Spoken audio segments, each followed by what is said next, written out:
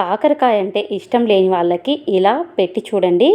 ఈ ప్రాసెస్‌లో చేసి ఇలా ట్రై చేసి ఇలా వండి చూడండి. ఎంత టేస్టీగా ఎంత బావుంటుందో అసలు ఒక్కసారి తిన్నారంటే వదిలిపెట్టరు. అంత బావుంటుంది. పప్పులోకైనా సరే నంచుకోవడానికి లేదా ఉట్టిగా తిననీకైనా సరే చాలా బావుంటుంది. హాయ్ అండి. నమస్తే. చాలామంది కాకరకాయ అనేది తినరు. కానీ ఈ ప్రాసెస్‌లో చేశారంటే మాత్రం చాలా టేస్టీగా పప్పులోకి నంచుకోవడానికైనా సరే లేదా ఉట్టిగా తిండికైనా సరే చాలా బాగుంటుంది. ఈ మసాలా నింపుడు కాకరకాయ కర్రీని టేస్టీగా సింపుల్ ప్రాసెస్లో ఎలా తయారు చేసుకోవాలో చూసేద్దాం. చిన్న పిల్లల కానించి పెద్దవాళ్ళకైనా సరే ఎంతో ఇష్టంగా తింటారు. చాలా టేస్టీగా ఈ కర్రీ చేయనిక నేను ఇక్కడ 1/2 కిలో కాకరకాయలు తీసుకున్నాను. చాలామంది కాకరకాయని చిక్కు తీసేస్తుంటారు. గ్లాసులతోని కత్తితోని లేదా చిక్కు తీసే వాటితోని.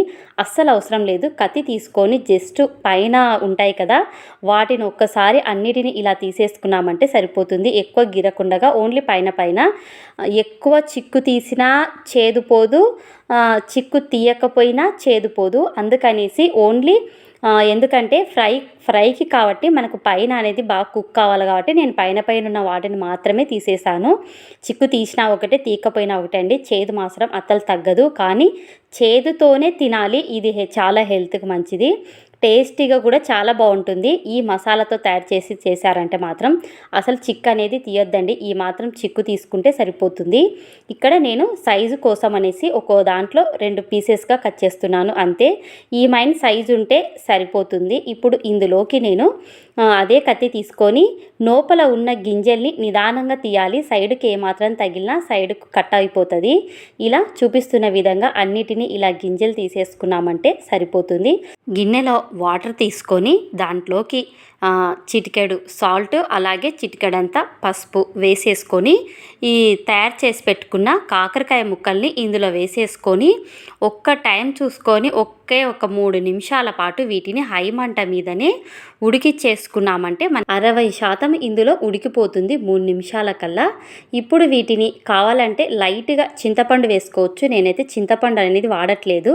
ఇప్పుడు 3 నిమిషాల తర్వాతకి ఉడికించుకున్నాక జాలి గిన్నెలోకి వీటిని అల్ల తీసి వడబోసేసుకొని ఒక 5 నిమిషాలు పక్కకు పెట్టామంటే ఇందులో ఉన్న వాటర్ అంతా ఇంకిపోతుంది.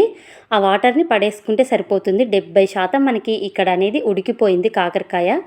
మసాలా కోసం నేను ఇక్కడ ఒక తెల్ల వెల్లుల్లిని పొట్టు తీసేసుకొని పక్కన పెట్టేసుకున్నాము ఒలుచుకొని. ఇప్పుడు కడాయి పెట్టేసుకొని స్టవ్ అనేది మీడియంలో పెట్టేసుకొని ఒక స్పూన్ మైన పల్లీలు, ఏ స్పూన్తో అయితే పల్లీలు తీసుకున్నామో అదే స్పూన్తోని మళ్ళీ కూడా పప్పులు, అలాగే డ్రై కొబ్బెర, అలాగే ఒక చిన్న స్పూన్ అంతా ఒక 4 స్పూన్ల మైన ఇక్కడ నేను ధనియాలు వేస్తున్నాను మసాలా కోసం ఇదంతా. అలాగే అదే స్పూన్తోని 1/2 స్పూను జీలకర్ర.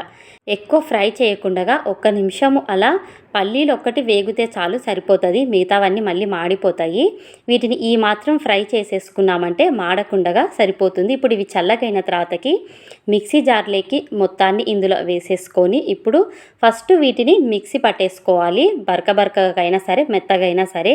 ఇప్పుడు మళ్ళీ ఇందులోకి కారం సరిపడా ఒక స్పూన్ మైన కారం వేస్తున్నాను ఇక్కడ. అలాగే చిటికెడు పసుపు, ఒక చిన్న స్పూన్ మైన బెల్లం వేస్తున్నాను. కాకరకాయకి బెల్లమే టేస్ట్ చాలా బాగుంటుంది. బెల్లం అనేది ఖచ్చితంగా వేయండి, స్వీట్ ఎక్కడ కనపడదు.